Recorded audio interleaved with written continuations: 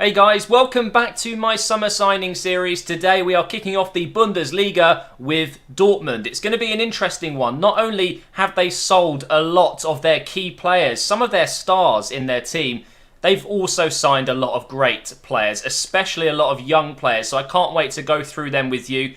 Also, I still think there could be a couple more coming in my opinion anyway, probably not in real life, that I would do in FIFA. That's what I mean. So we're going to have some fun with this one. Now quickly, before we get into the episode, I wanted to tell you about an app called OneFootball. I've already told you guys about this app before. I really recommend you download it before the new season starts, which is only a few days away. It's completely free. It's on Android. It's on iOS. And it is absolutely fantastic. Every single morning, I check Twitter, I check my emails, and then I go on OneFootball and I check all the latest rumours and transfers. So it's just a great way to keep up to date on everything that's going on, not just in the Premier League, but globally. And you can actually pick your favourite team. So I've picked Arsenal, and what it will do is it will come up in your favourites tab, and it will give me all the latest news with Arsenal, which is always great to have. I can keep right up to date. And of course, it has all the fixtures and all the results right there for you with a single tap. So in all matches, I can see all of the games happening today. And just make sure when you do get the app, if you pick your favourite team, put the notifications on, the push notifications. So during a match, it will tell you with notifications what's going on in the match. So when Arsenal score, it goes, way, and I'm always like, yes, come on. It's a good way to keep up to date. And I really do recommend it, guys. But now, let's get into the episode. So first of all, Dortmund have sold quite a few players. Mostly their key players. Mkhitaryan's gone. Gundogan's gone. Hummels has gone. Blaszczykowski's gone. So a lot of key players. Maybe Blaszczykowski not so much of a key player. But Mkhitaryan, Gundogan and Hummels, I mean, that's a spine in their team just completely removed. So they've had to obviously bring in some players to replace them. So far, they've brought in Dembele, the youngster that was playing in France, and he looks incredible. Really, really good. So for me, does have to play out on that right side and take Mkhitaryan's place. They've also brought back Götze. Now, this was a bit of a controversial move. When he left, he was hated by the Dortmund fans. I'm not sure how you guys feel if you're a Dortmund fan, but Götze is now back, and I'm guessing he will be replacing Gundogan. Now, the only issue I see with that is Gundogan was a bit better defensively, I would say, than Götze is.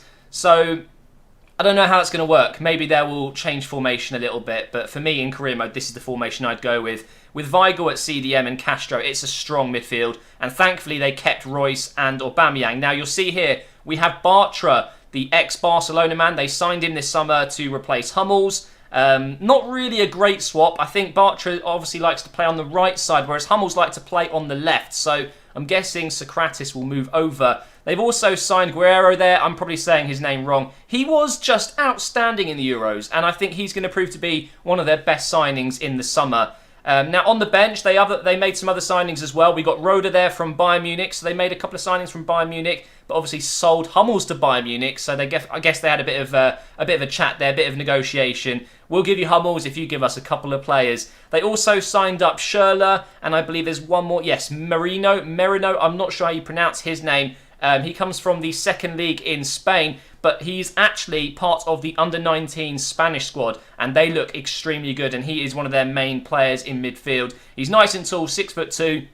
I guess he's a backup to Weigl, but Weigl's still very young, so you've got two young players playing in that position. Now, there are a couple of rumours still. Ginter has been linked with, I can't remember the name. I can't remember who it was. It might be Hoffenheim, but it might not be. So forgive me if I'm getting that one wrong. But if they let go of Ginter, that'd be a big shame. He looks like he could be a very good player for the future. Subotic always getting linked away. So if that happens, they would definitely need to bring in another centre back. Weidenfeller getting on a little bit. Do we need to look at some goalkeepers? I think so. But they've got so many good players in this squad. Pulisic, I don't know how he's 65 rated on this game. I'm sure in FIFA 17 he will get an upgrade. Maybe a new striker. Ramos is also looking a little bit older. Maybe isn't quite good enough to be a backup to Aubameyang. So let's talk signings. Personally, I think going forward, Dortmund are pretty sorted. I'd be looking at a backup goalkeeper and a new defender as well. I think losing Hummels is such a big loss. I don't think Bartra quite covers him.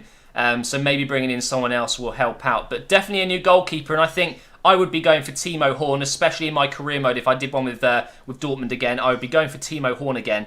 Now, looking like 24 to 28 million will be the price. I'm going to throw in 22 million. Now, I would offer Weidenfeller, but he's a bit of a legend at the club, so we're not going to sell him. We're just going to improve the team and add another goalkeeper. Now, in terms of defenders, we've got Mustafi, who's linked with lots of clubs around Europe, Arsenal being one of them, and I think that would be a great signing, by the way.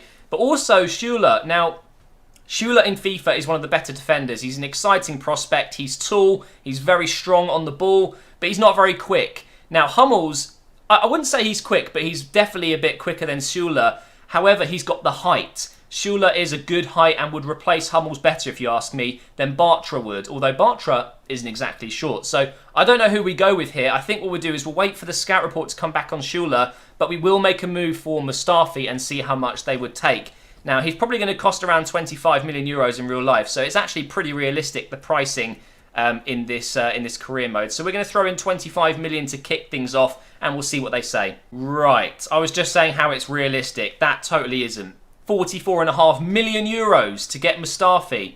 Okay, so we know how much they're looking at, but there's no way I would pay close to that. We'll wait for the scout report on Schüller and then maybe make an offer for him instead. However, we have had the offer on Timo Horn accepted, 22 million euros. He is going to cost us quite a bit on the wages. I'll try 80,000 to kick things off. He's not going to be a first-team goalkeeper, although he is actually higher rated than Berkey. So maybe in FIFA you would throw Timo Horn in goal, but in real life he's younger, and I think Berkey is actually a much better goalkeeper than the rating says, you know. So we'll go ahead and give him important first-team player. Hopefully he'll accept that. Ha ha ha, Spurs have just made an offer for Aubameyang. No chance. I wouldn't sell Aubameyang. Just to Arsenal. I'm kidding. We've had the contract accepted from Timo Horn, so there you go. We offered him less than he wanted, and he still accepted it. But we don't have much money left now. I don't think we're going to be able to afford Mustafi, so it looks like we're going to go for Schüller. And luckily now, we do have his full scout report. He's 79 rated, a value of 11 million. We already knew that. I think we can afford him, so we'll go ahead and make an offer here. They're looking at 13 to 16 million. Okay, so I don't have that much. I'll go in with 11. We've got enough wages to just automatically adjust it. So hopefully they will accept that offer. Unfortunately, they have declined it. They want 21 million. That's a lot of money, but to be honest, I can see why. He is one of the better young defenders in this game.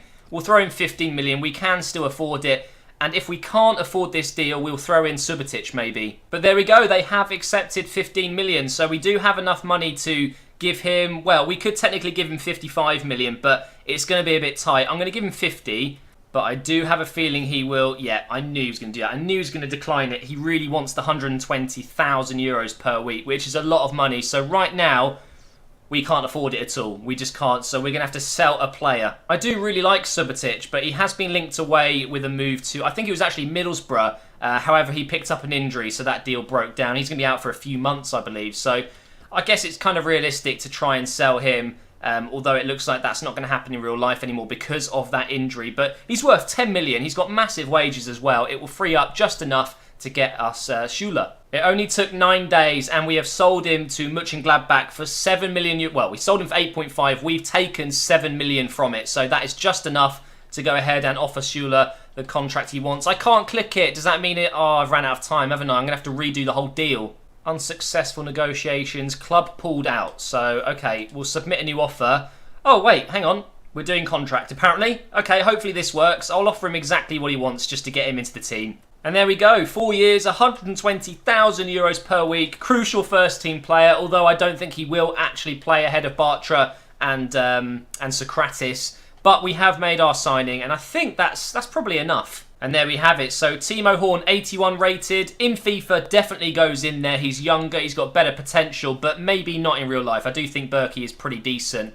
And there is Schüller as well. Now for me, Bender is definitely better in midfield than at centre-back from what I've seen. And especially in FIFA, I do think he's really good at CDM. So technically, it would mean he could now push up into a CDM role. Because Schüller could be the new backup. Or does he play ahead of Bartra? Again, in career mode, I would put Schüller in just because he's younger and again has better potential. But Bartra, a little bit more experience. He's been at Barcelona for a long, long time. I think he probably has to play ahead of Schüller.